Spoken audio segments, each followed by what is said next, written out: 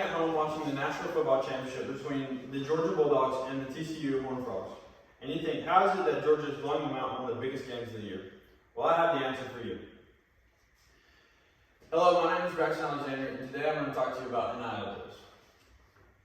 Considering that you're all college athletes like myself, I feel that this topic will really relate to you.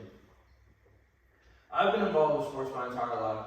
Ever since I grew up, I've played baseball and basketball, so I hope that gives me a little bit of credibility to talk about NIL deals. As shown, I plan to talk about why it is a problem for collegiate sports and athletes, and how NIL deals, and finally, what can be done for everyone to agree on a common solution to NIL deals. On to my first topic of the speech.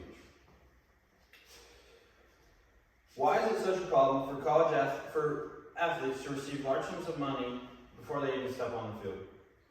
This is a problem because it causes an unfair advantage for colleges that have more money to throw at players of a higher quality.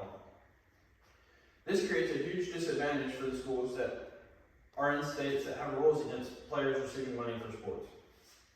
Liz Clark with the Washington Post claimed that John Ruiz, a billionaire superfan for Miami University, stated that the NIL landscape is riddled with unfairness and causes disadvantages for states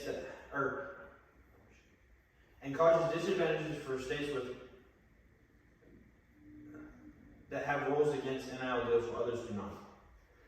Meaning that even the boosters themselves believe that the NIL deals that college athletes receive need to be controlled more. Moving on to my second point. If a student were to receive a large sum of money, they would be more likely to attend the school with the highest bid rather than the one that best fits them. The problem with this is that it creates an unbalanced way of learning. If a student who gets grades that are only good enough to go to a D3 school, but plays good enough to go to a D1, then they are more likely to go to the D1 school because they would receive more money.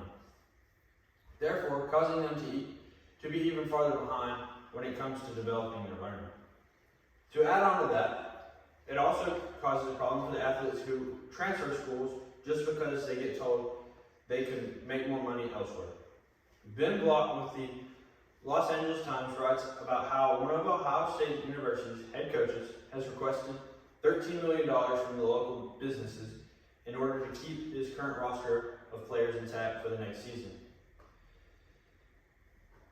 Therefore, showing that athletes are requiring their coaches to give them money in order to keep their loyalty to the team and the school. This is very harmful for sports and colleges together. Moving on to the solution for this problem. One solution for this problem is to completely ban NIL deals from college sports. This idea is not the best considering that it could cause a lot of backlash and take a longer period of time to put in place. If it was put in place, though, it would put an end to all the problems that NIL deals and athletes making large sums of money from the boosters. It would also put an end to safety concerns mainly related to college football. It is shown that if larger schools were able to have a team loaded with bigger, better, and more dangerous players, it could harm the safety balance between athletes who match up on the gridiron. Taylor Thompson wrote about an issue related to this in an Iowa Law article about college sports. She states that in the past, colleges tried paying athletes and it caused trouble for everyone because coaches were able to sneak in players over the age limit that were basically pro players to win games, but it ultimately just caused serious injuries to the opposing team's players.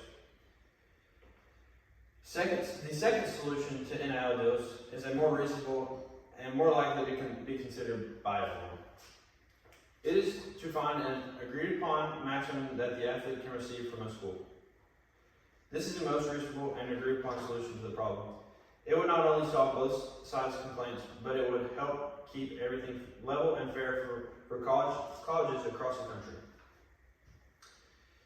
If this was in place, it would make everything basically go back to the same, other than the athletes making a little bit of money to build an early financial base.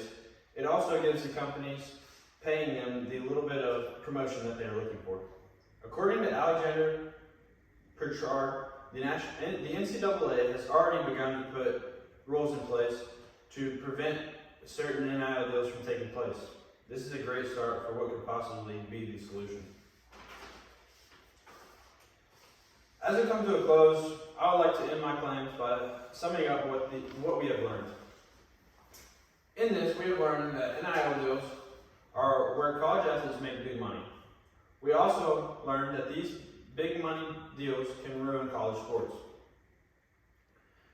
With that being said, I have provided 2 solutions to consider: either ban them or find a peaceful landing. No matter what we choose, something must be done to stop the trouble that NIL deals are causing in collegiate sports. I want to thank you for your time and patience. I appreciate you sitting and listening to me. I hope this message has influenced you. Thank you.